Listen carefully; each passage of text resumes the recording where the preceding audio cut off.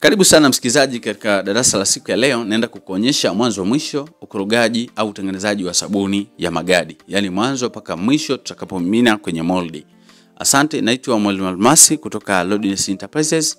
Nimekuandalia pia nakala ya kitabu cha ujasiriamali ni ajira, kitabu ambacho nimekuandikia bidhaa mbalimbali za sabuni ya mche, sabuni ya magadi, sabuni tiba na sabuni za kuogea. Karibu sana kujifunza zaidi.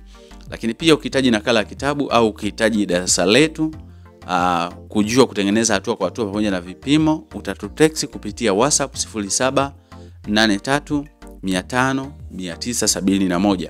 Lakini kama unabarikiwa na unapenda kujifunza ujasiriamali, karibu subscribe kwenye channel yetu ya Lodness Enterprises. Lakini pia unaweza kutuandikia maoni yako chini ya video hii.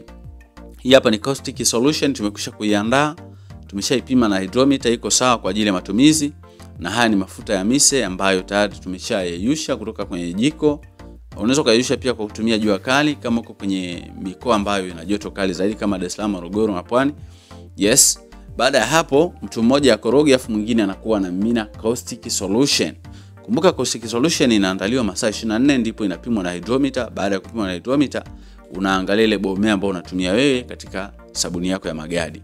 Kwa hiyo ukitaka kujifunza zaidi haya yote msikizaji, tuna darasa online ambalo utafundishwa wewe hatua kwa hatua katika uzalishaji, vipimo, namna ya kuandaa caustic soda kuwa caustic solution, lakini pia namna ya kuipima caustic solution ambayo itafaa katika uzalishaji wa bidhaa labda ya magadi, sabuni ya mche, sabuni ya tibe, sabuni za kuogea.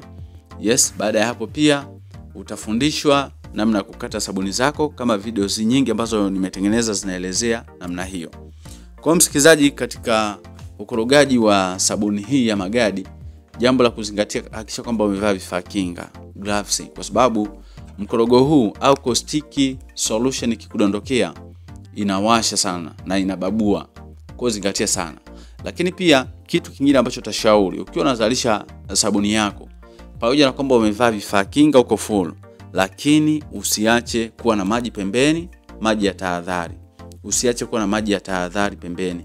Ikitokea kwamba umedondokewa na ule mkorogo au umedondokewa na ile ile caustic solution, kitakacho kusaidia na yale maji. Kwa hiyo unanawa kwa haraka kwa kutumia yale maji, zeni patapoa muda huo.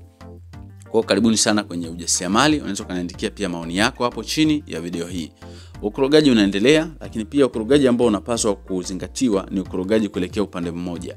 Kwa kama umeanza kushoto kwenda kulia, basi iwe kushoto kwenda kulia mpaka mwisho wa zoezi. Kama ni kulia kwenda kushoto, basi iwe hivyo mpaka mwisho wa zoezi lako. Kwa hata kama mkiwa mnapokezana, labda mkorogo ni mzito sana, mnapokezana mko zaidi ya watu wawili au watatu, basi uelekeo vizuri, mkaambizana uelekeo ni ule wa kuelekea upande mmoja. Hapo utaendelea kukoroga na utahakikisha kwamba mkorogo wako unaiva vizuri kabisa kama inavyoonekana. Usiwahi haraka kumimina ule mkorogo wako kwenye moldi. Lakini changamoto nyingine ambayo nitapenda kuielezea hapa ni kwamba wajasiriamali wengi huwa tunazalisha bidhaa bila vipimo. Mtu anakuambia caustic kilo moja weka maji lita 3. Sio sahihi. Mimi nitakwambia hivyo.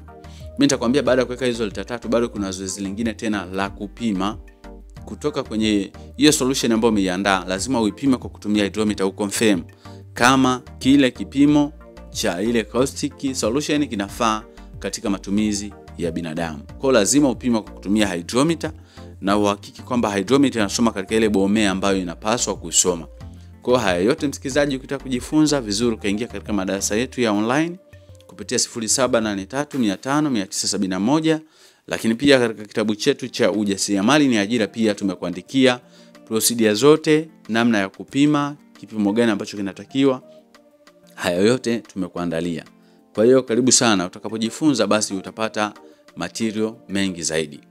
Baada ya hapo msikizaji, ukihakiki kwamba mkorogo wako tayari umekwisha kuiva na uko vizuri, hatua nyingine ambayo itafuata ni kugawa rangi. Utachota mkorogo mdogo, alafu pia kwenye huo mkorogo mdogo utaweka rangi ya blue. Na blue ambayo inapaswa kutumika hapa sio ile blue ambayo inatumika hata kwenye sabuni ya maji, hapana.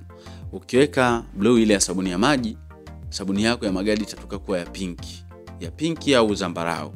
Kwa hiyo kuna blue maalum au special kwa ajili ya kutumia au kwa ajili ya kuapply kwenye sabuni zako za magadi. Kwa hiyo sio kila rangi ya blue tu inapaswa kuwekwa kwenye sabuni ya magadi, hapana. iko blue maalum kwa ajili ya kuweka kwenye sabuni ya magadi. Kwa hiyo mkorogo mdogo hapo pembeni kwenye ndoo ndipo nimeweka rangi ya blue. Lakini pia nitauongeza ili kwamba uwe mwingi kiasi fulani, na nazingatia sana unapokuwa unaweka rangi ya blue, hakikisha kwamba blue yako inakolea vizuri. Wateja wengi, kwa experience nilionayo sokoni, wateja wengi wanapenda sabuni ikiwa na mawingu, basi yale mawingu yawe yanawaka, yana shine. Yaani ile white shine lakini pia blue shine. Sio blue iwe inafifia. Ikififia mteja anakuambia hapana, hii bidhaa ni fake. Kumbe umeshindwa kucheza vizuri katika vipimo vya rangi. Ukitaka kujifunza vizuri zaidi msikizaji, ni vizuri ukaingia darasani kuliko kuanza kuharibu kwanza wateja. Utaondoa imani yako kwa wateja wako. Kwa hiyo vizuri kwanza kujifunza, then baada ya kumaster vizuri katika kile ambacho unajifunza, uko na uhakika, uko na mwalimu nyuma yako, basi itakuwa ni rahisi zaidi wewe kuzalisha sabuni hii na kuweza kupeleka sokoni, kisha kupata tija zaidi katika masoko yako ambayo unayapambania. Kwa ukorogaji utaendelea. Sasa nilikuwa naelezea kitu kimoja. Wajasiriamali wengi tunashindwa kukoroga kwa muda mrefu kwa sababu kadri anavyozidi kukoroga sabuni inazidi kuwa ngumu, kuwa nzito, kwa anawahi kumimina ule mkorogo kabla hata hujaiva vizuri katika ukorogaji. Kwa kinachosababisha hayo yote msikizaji, sikutamani kuambia lakini acha nikwambie tu kwamba kinachosababisha hayo yote ni ratio ya mafuta na ratio ya caustic. Mfano wewe unatumia caustic alafu unatumia bomea juu, au unatumia caustic alafu unatumia hydrometer, unategemea utoe sabuni ambayo utakoroga muda mrefu, si kweli. Kwa lazima reaction yake itakuwa kubwa sana, ambayo itakupelekea kabla hata mkorogo wako hujashikamana vizuri, basi sabuni yako itaanza kukugandia ikiwa kwenye chombo.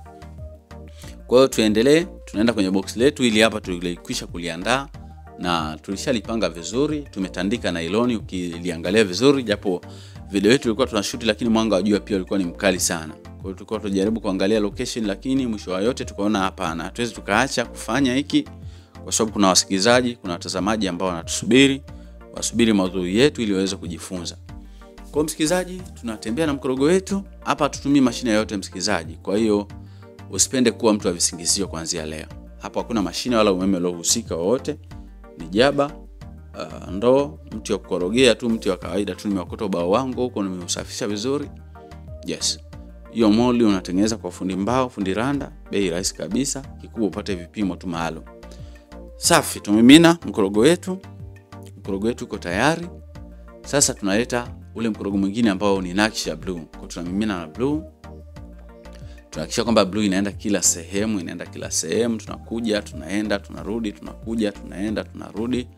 Wote umeisha mkorogo wetu wa blue. Tumemimina. Baada ya hapo tunachukua mti, then tunatengeneza mawimbi. Kujifunza zaidi, namba za simu hizo hapo. Karibu.